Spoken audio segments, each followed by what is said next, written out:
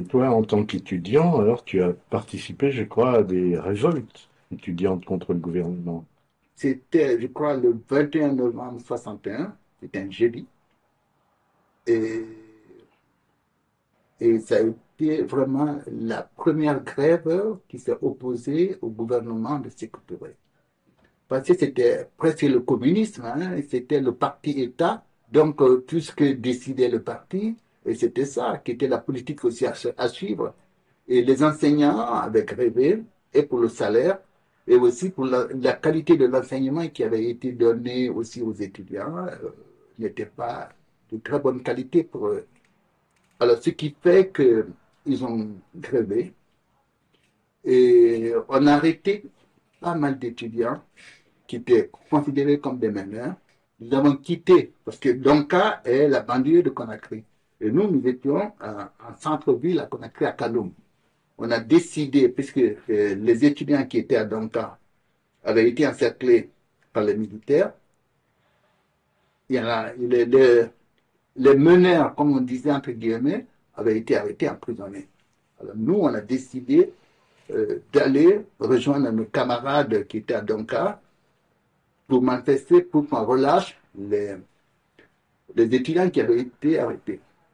Et cette nuit-là, je me souviens bien, nous étions, moi j'étais au collège technique à Conakry, en internat, et on a décidé de sortir.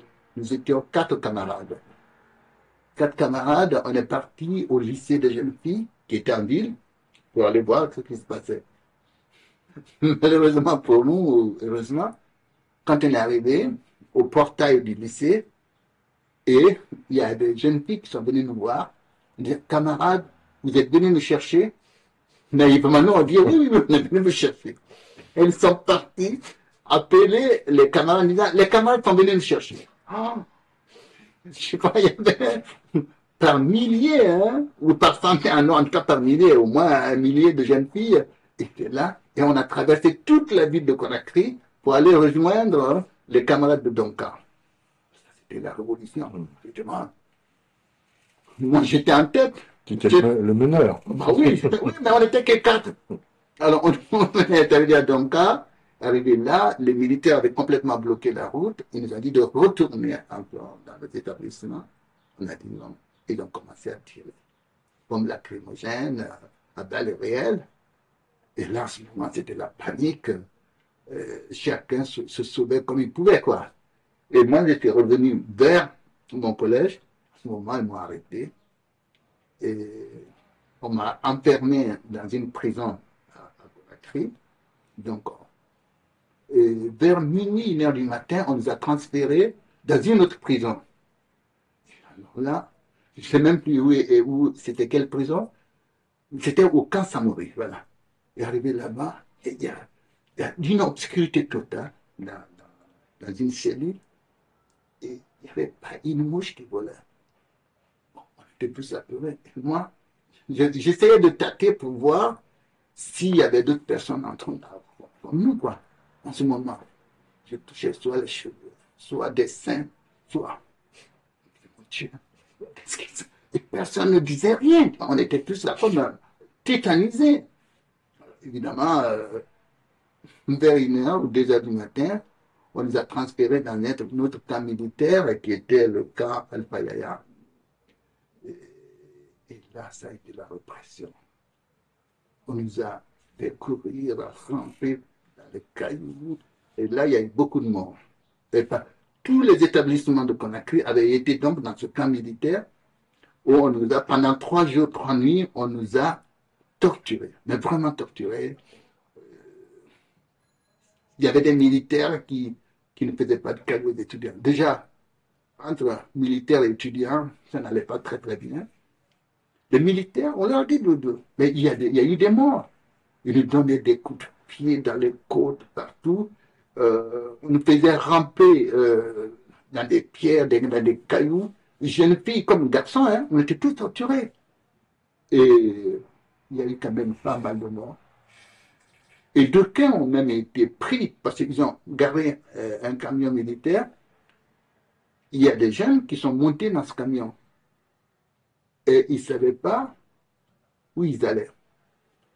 Et on est entré dans ce camion, nous, arrivé là, ils nous ont descendu dans une forêt, et ils nous ont dit, vous êtes les meneurs. Et maintenant, vous allez être tués, fusillés en exemple. Il y avait une trentaine, hein. On nous a descendus dans cette forêt. Et ils ont distribué les balles aux militaires. Ils les ont chargées. On les a mis à rang. Ils ont dit, tirez.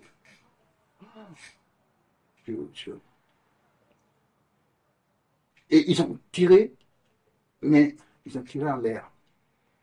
Tout le monde a cru qu'il avait reçu une balle. Alors, je ne te dis pas les caca, les pipis qu'il y a eu. Je crois qu'il y en a qui se sont cru vraiment morts, qui étaient restés à terre. Parce qu'ils étaient persuadés qu'ils étaient morts. Il y a eu des gens qui sont devenus fous après. Ils nous ont récupérés, ils nous ont ramenés encore au camp.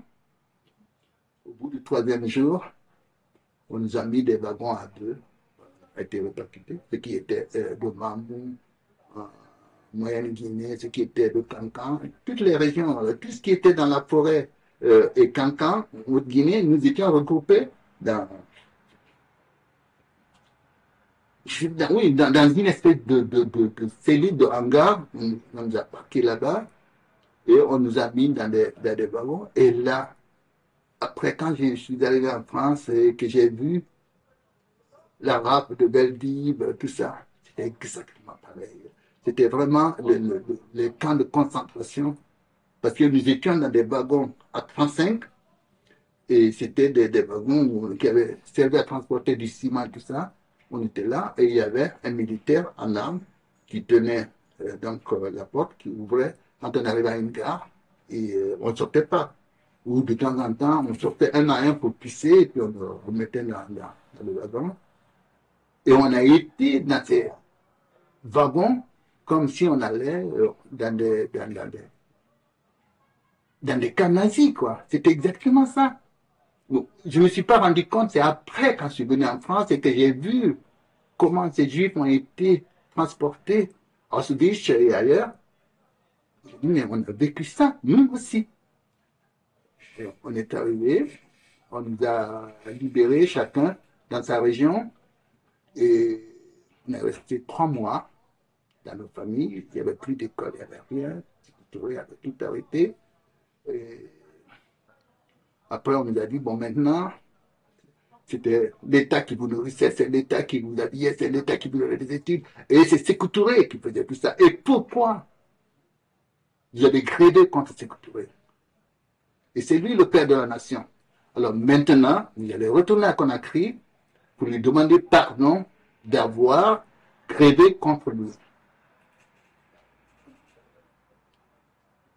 On est retourné à Conakry et il y a eu d'abord des comités dans chaque ville. D'abord, on a été au comité, c'était le comité politique comme en Russie. Et là, d'abord, il fallait demander pardon avant d'aller sur Conakry. Je ne comprenais pas pourquoi je demanderais pardon. Et heureusement que je n'ai pas demandé pardon, parce que après, les étudiants qui avaient été arrêtés, soi-disant qu'ils avaient été meneurs à Donka, et pour qui on avait grévé et fait la marche pour aller les rejoindre, certains de ces étudiants-là ont été récupérés par le parti et ils sont devenus eux aussi des délateurs contre les étudiants et contre ceux qui étaient considérés comme contre-révolutionnaires. Et ces gens-là avaient eu des places importantes dans le gouvernement. Il y en a qui ont eu des places vraiment de ministres. Heureusement que je n'ai pas demandé pardon, parce qu'il y a des camarades qui sont morts pour essayer de libérer ces gens-là, et ils sont devenus eux aussi récupérés par le parti. Ce qui fait que, à partir de ce moment-là, il y a eu des viols cette nuit-là, il y a eu des assassinats, et l'école guinéenne n'était plus comme avant. Et là, après 61, il y a eu la fuite maintenant des étudiants. Il y en a qui sont partis vers la Côte d'Ivoire, vers le Sénégal, vers le Burkina et beaucoup plus loin encore, vers le Tchad. Et ils sont devenus des enseignants. Ils ont quand même enseigné parce que l'école guinéenne était une école qui était très, très en avance. Hein. Et ces gens-là sont devenus des professeurs, des instituteurs dans ces pays-là, limitrophes, où ils ont enseigné. Et cette fuite-là a commencé et en 63, moi j'ai décidé de partir.